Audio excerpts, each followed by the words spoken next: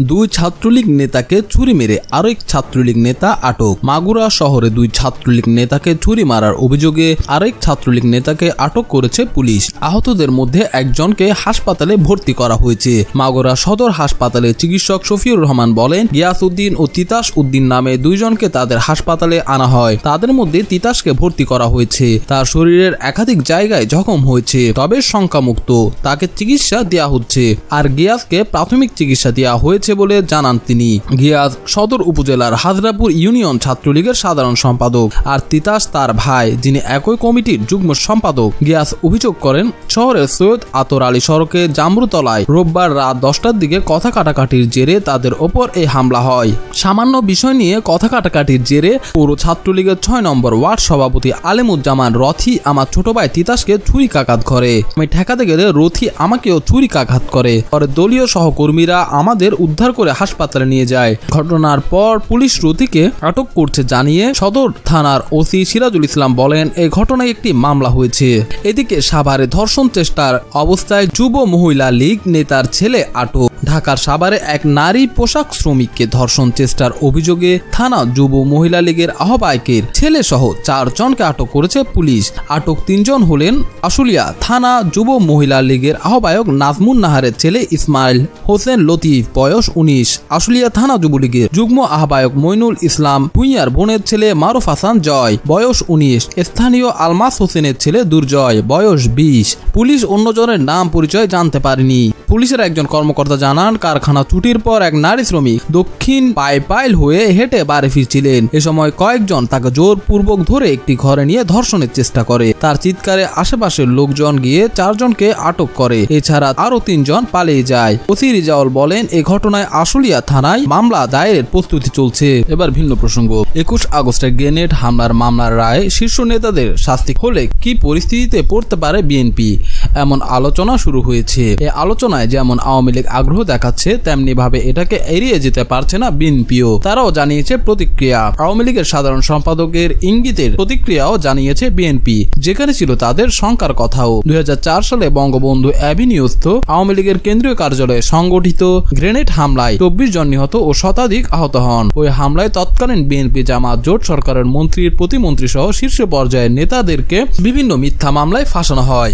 তাদেরকে আদালতে বিভিন্নভাবে ভুয়া কাগজপত্র ও সাক্ষ্য প্রমাণের মাধ্যমে সম্পৃক্ততা প্রমাণ করার চেষ্টা করা হয়। এখন অপেক্ষার কেবল আনুষ্ঠানিক স্বীকৃতি তথা রায়ের। 2004 সালে বঙ্গবন্ধু অ্যাভিনিউস্থ আওয়ামী লীগের কেন্দ্রীয় কার্যালয়ে সংগঠিত গ্রেনেড হামলায় 24 জন নিহত ও শতাধিক আহত হন। হামলায় তৎকালীন বিএনপি জামাত জোট সরকারের মন্ত্রীর প্রতিমন্ত্রী সহ শীর্ষ পর্যায়ের নেতাদেরকে জড়িয়ে সরকার তাদেরকে বড় কোনো ধরনের শাস্তি দেওয়ার কূট পরিকল্পনা করছে। বিএনপির নেতা মির্জা ফখরুল ইসলাম আলমগীর বলেছেন, আমাদেরকে বলেনি, আমাদেরকে ক্ষমতায় বসিয়ে দাও। দেশে গণতন্ত্র নেই বলে বাইরের নেতাদের জানালেও ক্ষমতায় বসার জন্য বিএনপি তাদের কাছে দয়া ভিক্ষা করে না বলে মন্তব্য করেছেন মির্জা ফখরুল ইসলাম আলমগীর। আমরা সমগ্র বিশ্বের কাছে কথা বলতে চাই, বাংলাদেশে এখন গণতন্ত্র নেই। গণতন্ত্রের মুখোশ পরে, গণতন্ত্রের লেবাস পরে যারা আন্তর্জাতিক বিশ্বে গণতন্ত্রের কথা বলছে, তারা মিথ্যা কথা বলছে। তারা আন্তর্জাতিক বিশ্বকে বিভ্রান্ত করছে। সেই কারণে আমরা বিভিন্ন নেতাদের সাথে দেখা করি, বাইরে থেকে কেউ আসলে তার সাথে দেখা করি। এই কথাটাই আমরা তাদেরকে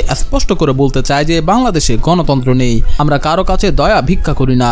আমরা এ কথা বলি না আমাদের ক্ষমতায় বসিয়ে দাও, কাউকে বলি না এ কথা। আমরা এ কথা বিশ্বাস করি না কেউ এসে বাংলাদেশে গণতন্ত্র প্রতিষ্ঠা করে দিয়ে যাবে। বিএনপি মহাসচিব বলেন, আজকে আমাদের অধিকার কেড়ে নেওয়া হয়েছে। ভোট দিতে যেতে দেওয়া হয় না, আমাদের কোথাও দাঁড়াতেও দেওয়া হয় না, আমাদের সভা করতে দেওয়া হয় না, ঘরের মধ্যে মিটিং করতে হয় যেখানে গোয়েন্দা বাহিনীর কত লোক বসে আছে। এই যে বিষয়গুলো কোনো গণতান্ত্রিক ব্যবস্থা হতে পারে না। বিএনপি 70,000-এর বেশি, জামাত এবং বিএনপির 1 লক্ষেরও বেশি নেতাকর্মীর বিরুদ্ধে মামলা, 1000-এর বেশি কর্মীকে গুলি করে হত্যা করা হয়েছে এবং 500-এরও বেশি নেতাকর্মীকে গুম করে ফেলা হয়েছে বলে অভিযোগ করেন মির্জা ফখরুল। এরকম পরিবেশে আপনারা বলছেন নির্বাচন করবেন, চমৎকার পরিবেশ আছে, কোনোটাই পরিবর্তন করতে দেবেন না। সেনাবাহিনী নিয়োগ করা যাবে না, সহায়ক সরকার করা যাবে না, সংসদ বিলুপ্ত করা হবে। তাহলে নির্বাচন দরকারটা কি বলে দেন, একদলীয় শাসন কায়েম হবে।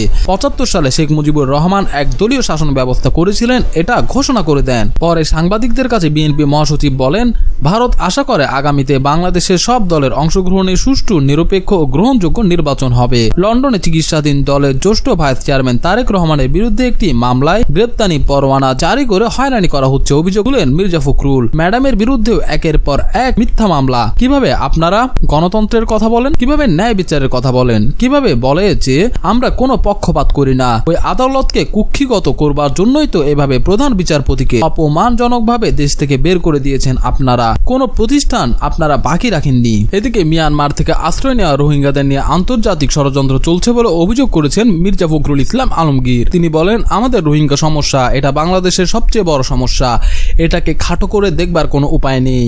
আজকে রোহিঙ্গাদেরকে কেন্দ্র করে যেমন আমরা দেশে অত্যন্ত বড় বিপদে পড়েছি, তেমনি আরেকটি বড় আন্তর্জাতিক চক্রান্ত চলছে। ডাক্তার জাফরুল্লাহ সাহেব বলেছেন যে এখানে আরেকটা প্যালেস্টাইন তৈরি করবার কাজ শুরু হয়েছে। মির্জা ফখরুল বলেন, আমরা এই বিষয়ে কোনো রাজনীতি করতে চাই না। আমরা বলেছি সরকারকে জাতীয় ঐক্য সৃষ্টি করেন। আমরা আপনাদের সঙ্গে কাজ করতে চাই সমানভাবে, আমরা সহযোগিতা করতে চাই। এদিকে জিয়া এতিমখানা মিথ্যা দুর্নীতি মামলায় 5 বছরের সাজায় গত 8 ফেব্রুয়ারি থেকে কারাগারে বন্দী রয়েছেন বিএনপি চেয়ারপারসন খালেদা জিয়া। এই বিষয়ে মির্জা ফখরুল বলেন, দেশ নেত্রীকে মুক্তি দিলে তাহলে বোঝা যাবে যে এই সরকার দেশে নির্বাচন চায়। প্রেস ক্লাবে ফুটপাত সহ সড়কের পাশে অবস্থান নেওয়া নেতাকর্মীরা মুক্তি চায়, মুক্তি চায়, খালেদা জিয়ার মুক্তি চায়। দিলে তালা ভাঙবো, খালেদা জিয়াকে আনবো, খালেদা জিয়া ছাড়া নির্বাচন মানি না, মানবো না স্লোগান ধরেন। মির্জা ফখরুল বলেন, দেশ নেত্রী বেগম খালেদা জিয়াকে অবিলম্বে মুক্তি দিতে হবে। আমরা স্পষ্ট করে বলতে চাই, এই দেশে কোনো নির্বাচন গ্রহণযোগ্য হবে না জনগণের কাছে যদি দেশনেত্রী কারাগারে থাকেন। সরকার পতনের আন্দোলনে সকল রাজনৈতিক দলের বৃহত্তর ঐক্যের ডাক দিয়ে বিএনপি মহাসচিব বলেন, এখন দরকার আমাদের ঐক্য, ইস্পাত কঠিন ঐক্য। দলের মধ্যে সে ঐক্য তৈরি করে এই ভয়াবহ দানবকে সরিয়ে জনগণের সরকার, জনগণের গণতন্ত্র, জনগণের রাষ্ট্র তৈরি করতে হবে। নির্বাচন প্রশ্নে বিএনপি দাবিগুলো আবারও তুলে ধরে ক্ষমতাসীনদের উদ্দেশ্যে ফখরুল বলেন, আমরা স্পষ্ট করে বলেছি এই সরকারকে পদত্যাগ করতে হবে তফসিল ঘোষণার আগে, সংসদ ভেঙে দিতে হবে তফসিল ঘোষণার আগে। আমরা বলেছি একটা নিরপেক্ষ সরকার গঠন করতে হবে নির্বাচন পরিচালনার জন্য, নির্বাচন কমিশন পুনর্গঠন করতে হবে, নির্বাচনের সময় সেনাবাহিনী মোতায়েন করতে হবে। সরকার সারা দেশে ভৌতিক মামলা দিয়ে বিএনপি নেতা কর্মীদের গ্রেপ্তার করছে এবং হুমকি ধামকি দিয়ে গোটা জাতিকে জিম্মিতে পরিণত করেছে। কিন্তু দেশের মানুষ আজ ঐক্যবদ্ধ হয়েছে। আগামী নির্বাচন হতে হবে নির্দলীয় নিরপেক্ষ সরকারের অধীনে। সারা দেশের মানুষ যেমন এই দাবিতে একমত, সারা বিশ্ব বাংলাদেশে একটা সুষ্ঠু অংশগ্রহণমূলক নির্বাচন দেখতে চায়।